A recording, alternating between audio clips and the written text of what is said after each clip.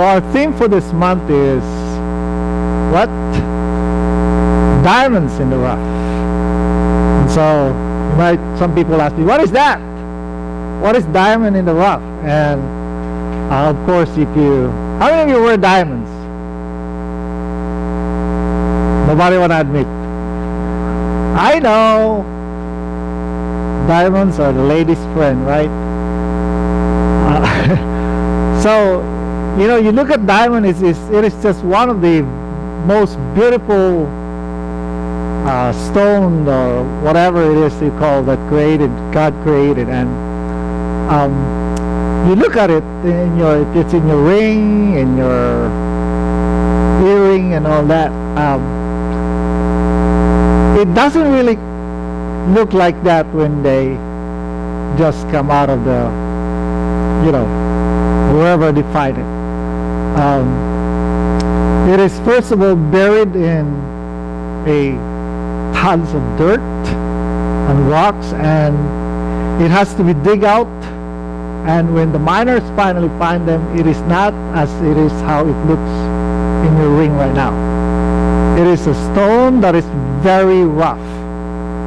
But the miners or the people that develop it into something focus on the inside rather than the outside. It is the goal and the focus of the people that develops it into a ring or whatever it is that they want to develop it into, is that the focus is to bring out the beauty that is inside of that rough stone.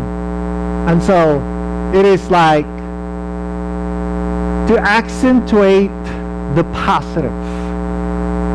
See, it is so very natural for us to focus on something that is negative. And it is very easy for us to magnify what is wrong rather than what is right. It is very easy for us to make judgment. Like there's a saying that, and you always hear this, that when you do something good, people don't remember it. When you do something bad, people will not forget it. That is who we are. That is our natural reaction, that we accentuate, we focus on the negative rather than the positive. And so the moment, like if you have little children, the moment they started misbehaving, that is where we focus on the misbehavior, the bad behavior. We always like, you're a bad boy, you're a bad girl. See, that is our natural reaction. We always want to focus on the negative rather than the positive. But our God is a different. He looks at things differently. He looks at the inside and wants to bring out that beauty inside of us and begin to clean the rough part of us. Last Sunday, I wasn't here, but I know the message. How many were you here last Sunday? Okay, some called in sick. What was the message last Sunday? What was it?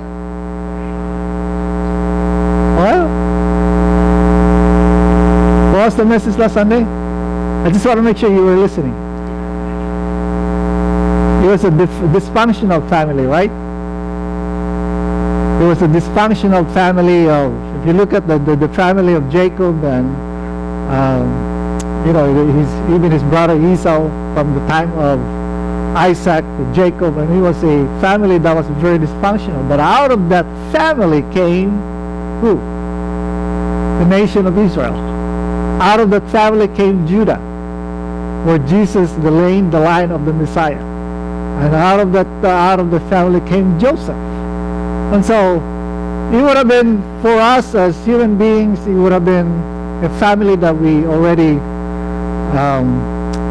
judge and we write them off. But Because again, that is the natural tendency. So today we're going to look at the how to stay righteous in the midst of wickedness. And we're going to look at the life of Noah today. So let's go to Genesis chapter 6, and we're going to read from verse 1 to 9. Genesis chapter 6, 1 to 9. Are we ready? We're not ready? Okay. Let's read. Grab your Bible. When men began to increase in number on the earth, and daughters were born to them, the sons of God saw that the daughters of men were beautiful, and they married any of them they chose. Then the Lord said, My spirit will not contend with man forever, for he is mortal. His days will be 120 years. Verse 4. The Nephilim were on the earth in those days, and also afterward, when the sons of God went to the daughters of men and had children by them. They were the heroes of old, men of renown. The Lord saw how great man's wickedness on the earth had become, and that every inclination of the thoughts of his heart was only evil all the time. The Lord was grieved that he had made man on the earth, and his heart was filled with pain. So the Lord said, this is how bad it got. I mean, this is how wicked the world has got. Okay? So the Lord said, I will wipe mankind, whom I have created from the face of the earth, men and animals and creatures that move along the ground, and birds of the air, for I am grieved that I have made them. Verse 8, but Noah found favor in the eyes of God. And so verse 8 is where we're going to focus on our message today. So Noah lived in a very wicked society the world had ever known. How bad? It was pretty bad that God said, I'm going to wipe out every living creature on earth. He was grieved that he even created man. That's how bad it was. Now, Jesus said in Matthew chapter 24 that in the days of Noah is going to be the last days. There's going to be an increase of wickedness. Even the book of Timothy, according to Paul, is that in the last days there is going to be an increase in wickedness. So this is how bad it was. I mean, God was willing to wipe out man, just to wipe him out of the face of the earth, and because it was that bad, God said, I'm done. Okay? I will bring judgment to the world. But verse 8 says, it is the turning point of what God have decided. God decided to judge the earth. But verse 8 says, it starts with the word but. So when you hear or when you read the word but, that means there's something that is about to come that is the kind of the opposite of what has been declared or decided. So God said, I am going to wipe out every man, every living creature on the face of the earth. And the bad news about it includes Noah. It includes Noah. When God said that I'm going to wipe out man on the face of the earth, Noah was included in that. Now you're looking at me like, what are you talking about, Pastor? Why is Noah included? He was included in that. He said, I'm going to wipe out man. Meaning there was nobody going to be left behind living and standing. That includes Noah. However, verse 8 says, but Noah found favor in the eyes of the Lord. Okay? Noah found favor in the eyes of the Lord. And so, there was something in Noah that caught the attention of God. There is something that is that beauty inside of him that caught the attention of God. So that's what we're going to find out today. What is it? Okay? What was it that Noah had that in spite of all the wickedness that was going on around him, he remained a diamond in the rough? He was buried under tons of wickedness, because all around him were just wickedness. That's why God said, I grieve that I even created man. I am going to wipe out man on the face of the earth. But Noah found favor in the eyes of God. So in the midst of a very wicked society, a very corrupt world, God saw Noah a diamond in the rough. Buried under tons of corruption and wickedness, God pulled him out to bring him to the open and show the beauty of this one man and his family. Noah's life was the salt of the earth. Noah's life is the light of the world. Noah's life was a city on the hill. So there was something about Noah that caught the attention of God. What is it? What was it that God saw in Noah's life? Now, if you have big eyes like me, you're probably reading verse 9 right now. Okay? Let's look at verse 9. This is the account of Noah. Noah was a righteous man, blameless among the people of his time, and he walked with God. Noah had 3 sons, Shem, Ham, and Japheth. So what was it that God saw about Noah? He was what? Righteous. Blameless. Okay? And he walked with God. Do you think really that Noah was righteous on his own? I'm going to show you later on that he was not. We're going to go to that. And so, this is something that we need to understand. What does it mean to be righteous? What was the righteousness of Noah look alike? I mean, I asked this question last Friday night during our Bible study. Noah was found righteous in the eyes of God. By what standard Noah was righteous? Under what standard?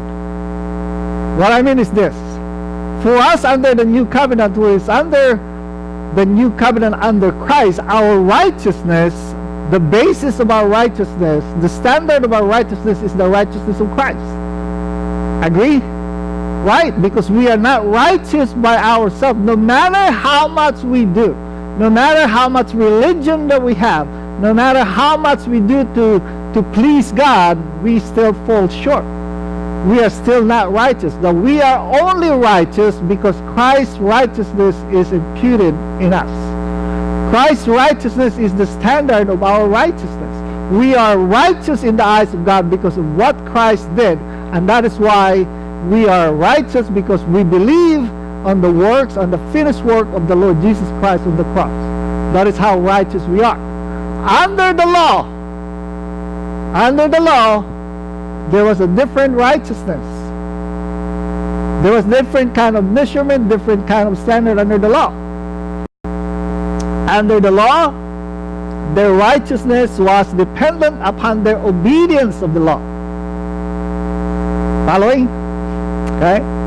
Under the law, the Israelites were righteous depending on their obedience to the law. And we know that they had fallen short. The law was not enough to make them righteous. The next question is this. Noah lived pre-law. Noah lived before the law.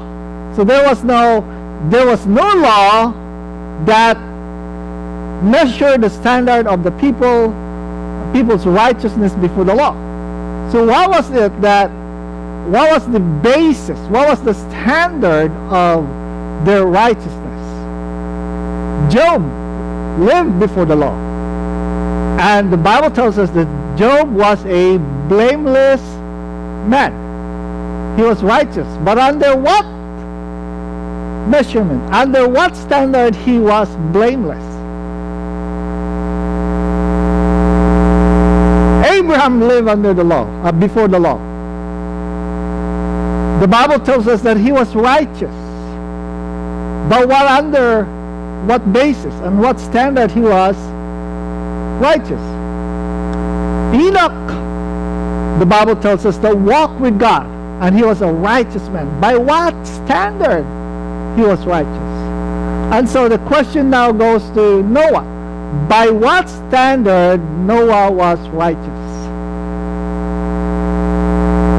First of all, Romans chapter 3 verse 10 to 12 says this: as it is written, there is no one righteous, not even one. There is no one who understands, no one who seeks God. All have turned away, they have together become worthless. There is no one who does good, not even one. So to begin with, no one was righteous. From the time that Adam committed sin, from the time that Adam disobeyed God, there was nobody who was righteous. No one. And so why is it then that Enoch was found blameless? Why was it then that Job was found blameless? Why was it then that Abraham was called righteous? Why was it then that Noah was called righteous? What was it that they did that made them righteous? For us, it's very easy for us to answer that question, because again, we can say that it is the righteousness of Christ that we are righteous. Because of what Jesus did for us on the cross. He paid for our sins. He paid for our mistakes. And that's what made us righteous. All you got to do is come under Christ. So that when God sees you, you are righteous in His eyes because of what Christ did. That is easy for us. That was easy for the people under the law. Because they said, well, I did this according to the law. So they was counted to them as righteousness. But however, the people before the law, why were they righteous? Under what standard? Under what measurement that they were righteous? Remember that Noah lived in a very wicked society, and he was not spared from that. However, God found him righteous. This is the standard of righteousness. There is only one standard of righteousness, and that is God Himself. God is the only righteous one. Again, you look at chapter 3 of Romans, is that there is no one righteous, nobody at all.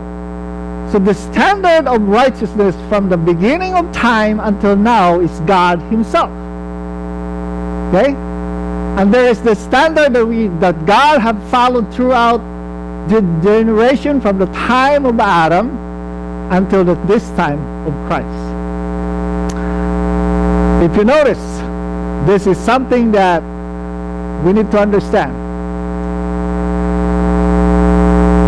From the time of Adam, from the time of his sons to two sons, Abel and Cain, what were they known for? These two brothers did something. They offered something to God.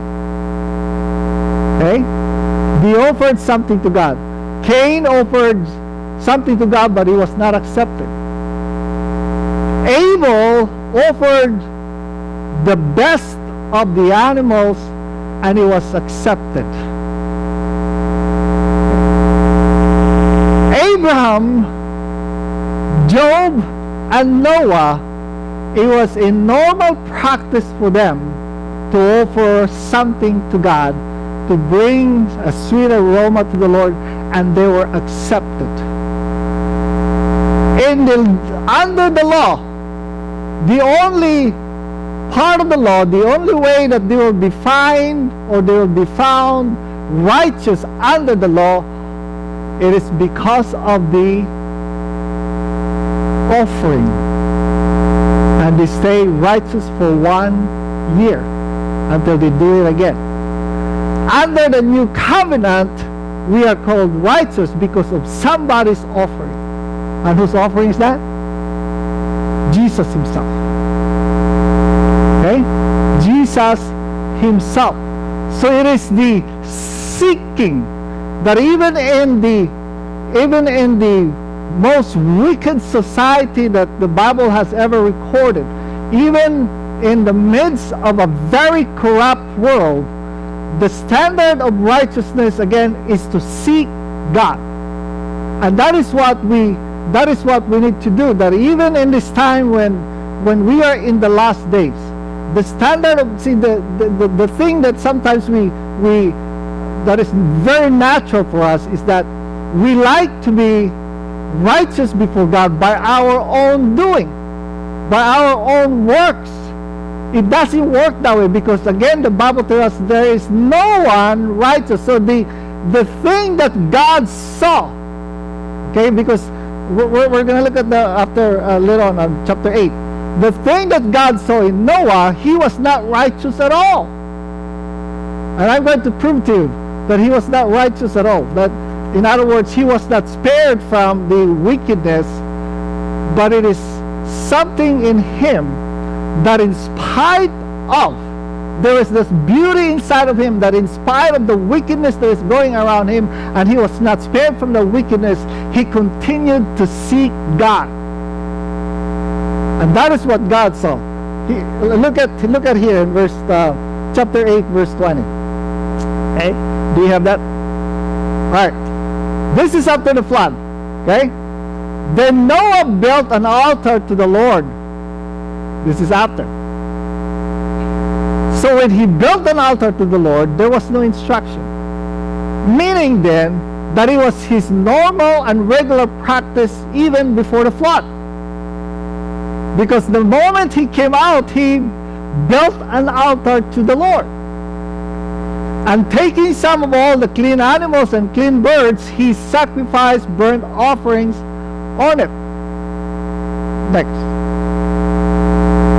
The Lord, okay, this is very important. The Lord what? Smelled the pleasing aroma and said in his heart, never again will I curse the ground because of man, even though every inclination of his heart is evil from childhood, and never again will I destroy all living creatures as I have done. Go back to previous. Alright, what's this? As soon as Noah came out of the ark, he built an altar and then he offered sacrifice. Right at the very moment that he offered sacrifice, it says here, the Lord, the burnt offering, the next one, next verse. The Lord smelled the pleasing aroma and said in his heart, never again will I curse the ground because of man. Keep it there, okay? Keep it there. This is saying that what pleases God is the offering that Noah offered. Okay? It is not something that because he was righteous himself. What's this? Okay? God said, never again will I curse the ground because of man, even though every inclination of his heart is evil from childhood. Now there is something wrong here. Okay? Before the flood, God said, I'm going to wipe out man from the face of the earth because every inclination of the thought of his heart was evil. So he found Noah and told Noah to build an ark. Okay? Right after the flood, after God had punished and judged the world, He wiped out all the evil stuff, man and all living creatures, for the purpose of what? To wipe out man, because every inclination of the thought of his heart is evil. So that's taken care of. Then Noah came out, and God said, even though I will never again will I curse the ground because of man, even though every inclination of his heart is evil. Wait a minute. I thought God already took care of that. I thought God already wiped out all that.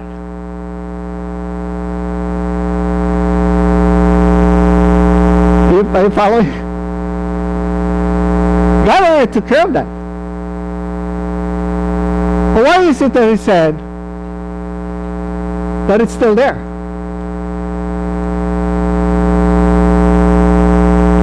It's still there.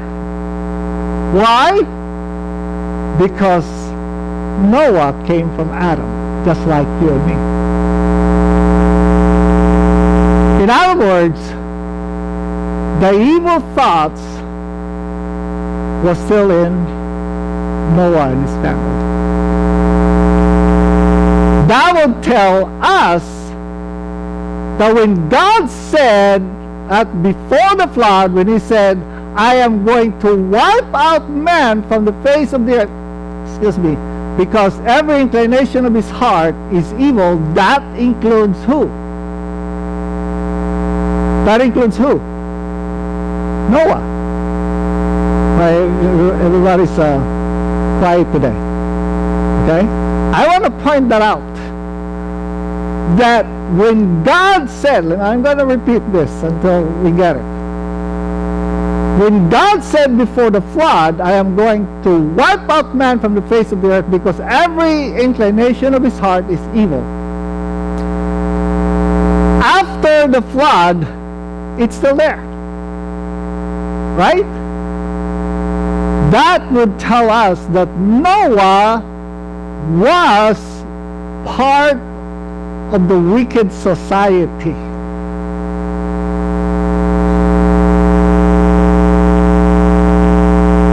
But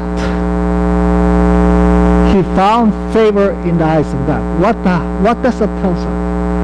That tells us that just because Noah was found righteous in the eyes of God, that doesn't mean that he was sinless. It means that he was still a sinful man. But what made him righteous, again, is this. He continued to seek God, walk with God, and continued to offer that sacrifice of offering to the Lord. Because this is what pleased God. Okay, you read that again. It pleases God that he smelled the aroma. And he said, never again. When he said never again, that did not mean anything at all. That man was now righteous, completely righteous and sinless. But yet he promised, God promised that he is never going to judge man again, even though that he is still a sinner. Wow. Can you imagine? God said he's going to wipe out man on the face of the earth because he is evil. And then when Noah came out, still evil. Never again. And what made God say that? Come on, what was Noah doing? What was Noah doing? That it pleases God that the aroma came up to him, and he said something after that. What was Noah doing? Offering a sacrifice. This is what Jesus did. This is exactly what Jesus did for us on the cross. It is the offering of his life, the sacrifice that brought righteousness to us. That is why in Romans chapter 8, there is now no condemnation. So what is it that God saw in Noah, that the beauty inside of Noah, that even though he was a sinful man, even though he was not spared from wickedness, but there is something in Noah that God saw.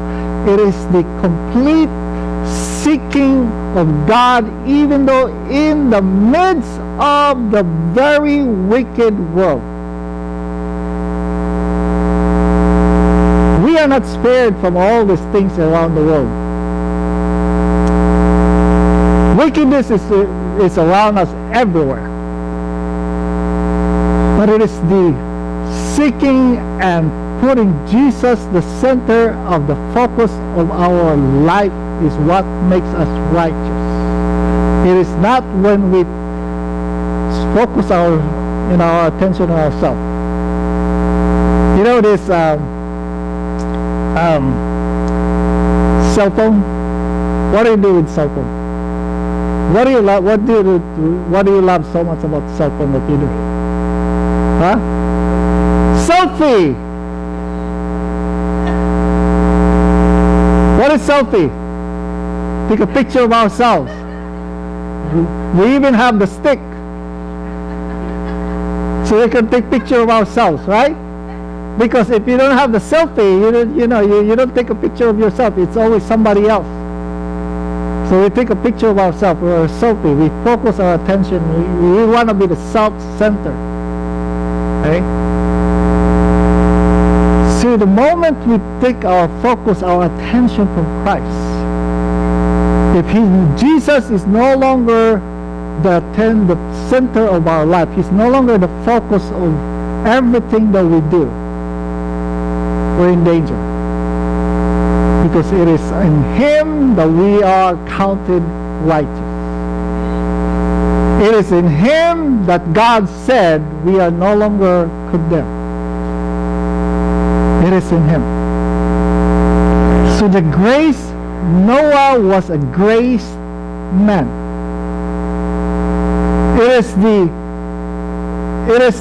the beauty in him. See, this is how grace works. Okay? This is how grace works. The God's grace will find the beauty inside of us and bring it out. Grace doesn't condemn, but brings out the best in us.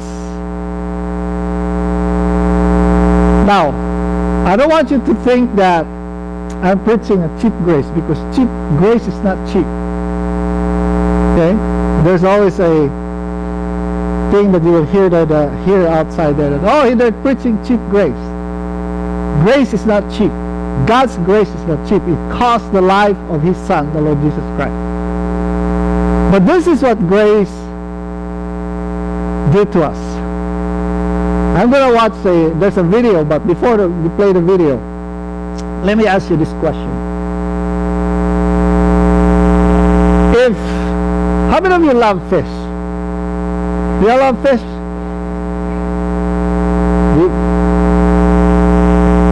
We brought back a lot of whole tuna.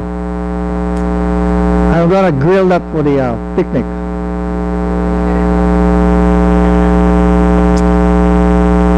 What if you saw a lot of fish jump out of the water? What would be your reaction?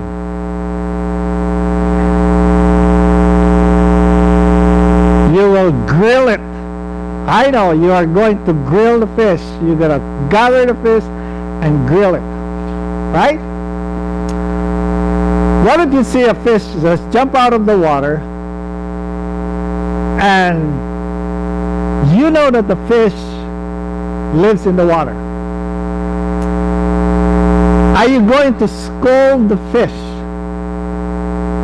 and tell the fish, good for you?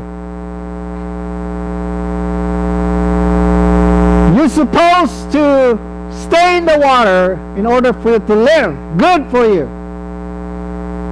Go back. Right? There's a video that I want us to see. And I'm going to explain later. Look at this dog.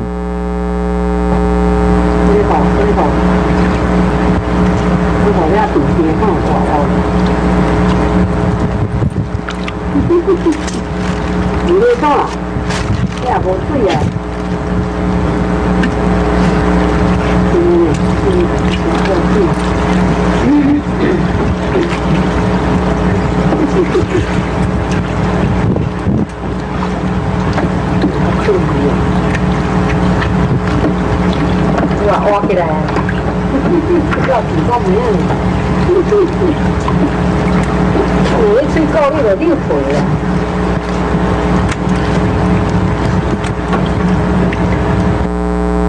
Okay, what was the dog doing?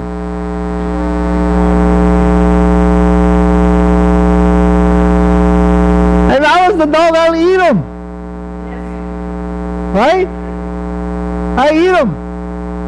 But what was the dog doing? The dog understood that the fish needed water in order to survive. He was not scolding him. See, this is what the grace of God does to us. Okay? So when we jump out of the water, it's the same thing as jumping out of the laws of God. See, God established laws. Okay? God established laws, and that is the law in the Old Testament to tell us what is right and what is wrong. The moment we jump out of the water, see, righteousness is a position. You are in the right position with God. That is righteousness. The moment you jump out of the right position of God, you are in big trouble. The moment you step out of God's standard, you are in big trouble. You are like a fish outside of the water. The dog understood that the right place for the fish is in the water. And that is why the dog was like putting water. Smart dog. I'm a smart dog. Our natural tendency, our natural reaction is that when somebody jump out of the righteousness of God, in the right position with God, we judge them. Come on. But grace is different. Grace pointing us back just like the dog. Grace is going to position us back into the right position with God. That is why when Noah was seeking God, because all around him there was no water. All around him was wickedness. Everything was wicked. Everything was corrupt all around him. He continued to seek God. He was out of place, but he continued to seek God. The grace of God that found Noah took him back to his right position with God. And he sailed out the judgment, which was the flood.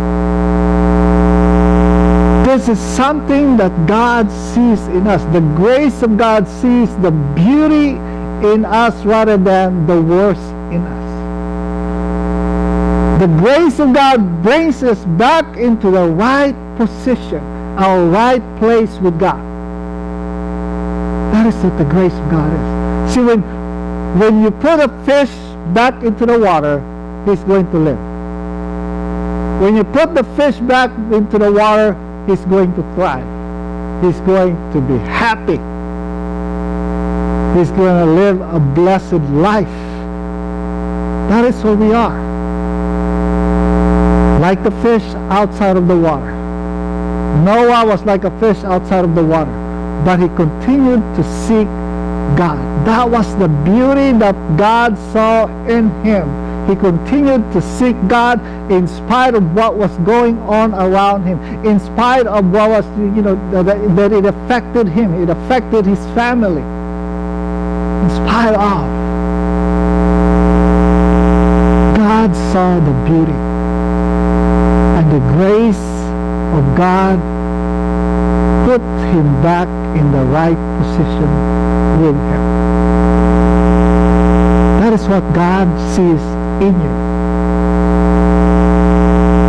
That is what God sees inside of each of us. That's why the Bible tells us God so loved the world. He sees this beauty inside of you. He wants to bring out that beauty so that you will glow, you're going to live, you are going to be happy, you are going to enjoy the blessings of God.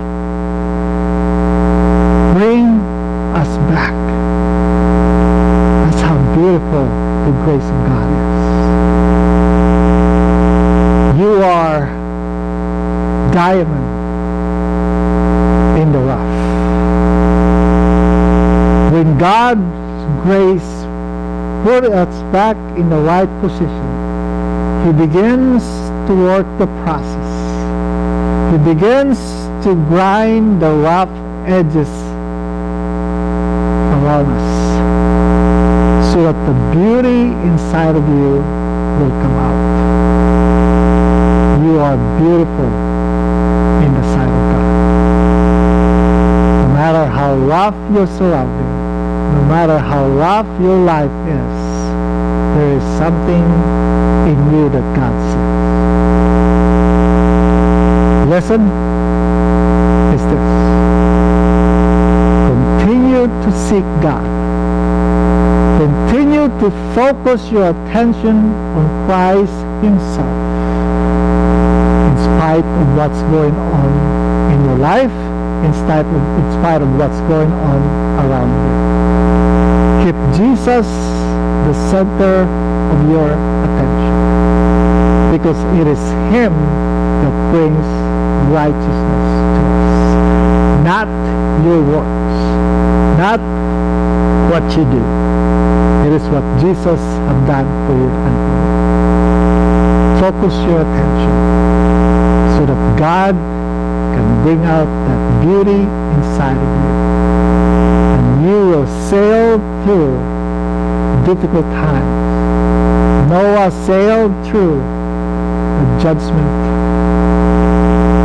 when the flood came. God transported him over to the next part, next chapter of his life. God can do the same.